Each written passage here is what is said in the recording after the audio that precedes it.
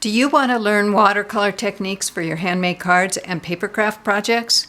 Keep watching and I'll show you some.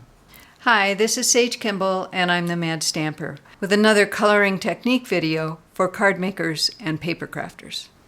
Watercoloring stamped images adds a unique touch to a project that will have your friends envying your painting skills.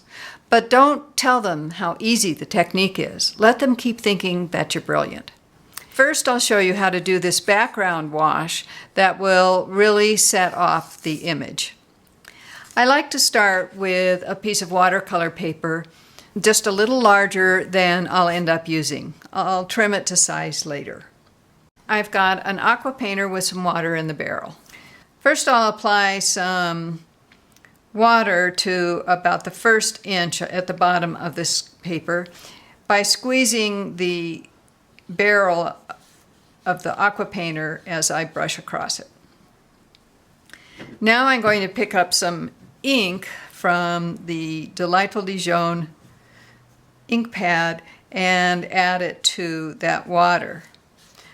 I'll keep adding some color until it's as dark as I want. I don't squeeze the barrel at this point because I've got plenty of water on the paper. But if it gets dry, I can always squeeze just a little bit more water from the barrel. Next comes the hard part. I put this aside to dry. If I started a wash for the sky, when I add water to the paper, the Dijon ink would bleed into the sky area and that line between the two colors would get lost. I like to clean my aqua painter by just putting it in some water and then wiping it on my paper towel here. I'm going to cheat a little. I've got this piece that has already dried, so we don't have to wait.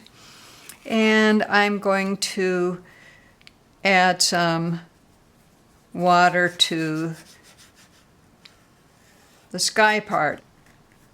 Then I'm going to pick up some Bermuda Bay ink from the ink pad and start blending it into that water that I've laid down. And I keep adding ink and moving it around. If I need a little more water, I'll squeeze on the barrel until I like the texture and the saturation of the color.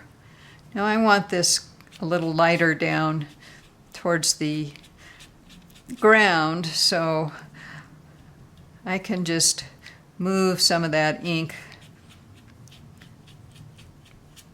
away from that horizon line. Now this piece gets to dry.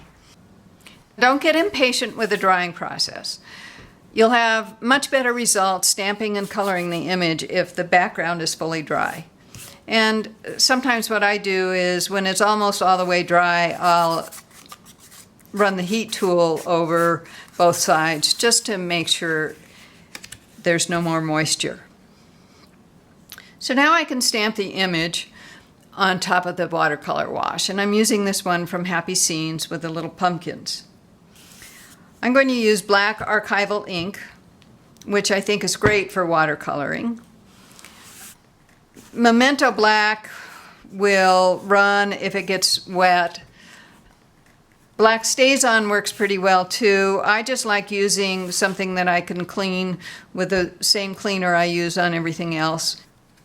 Also, I don't always get good coverage with Black StazOn when I'm using photopolymer stamps. Sometimes that'll happen with archival ink too, so I'm going to ink it very generously.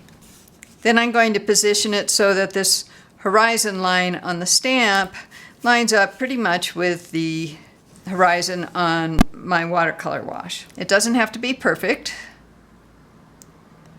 And then I'll just stamp down.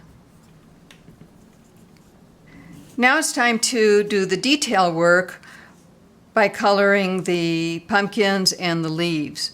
And I found the best tool for this is the blender pen, because this firm, fine pointed tip really lets me control where the ink is going.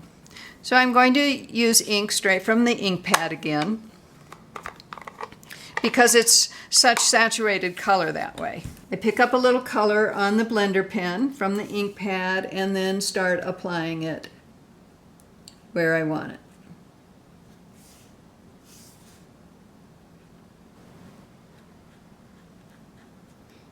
You can see how that dry background wash doesn't run when I'm applying color on top of it.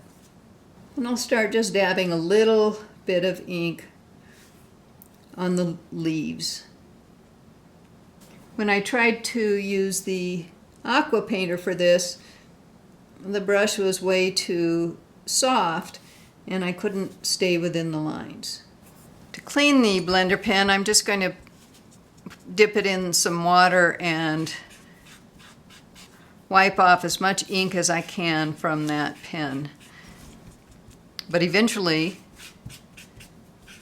as you can see, it'll be clear. Okay, that's all there is to it.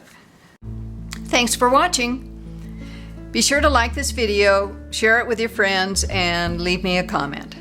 For more inspiration and instructions, sign up for my newsletter at www.stampingmadly.com.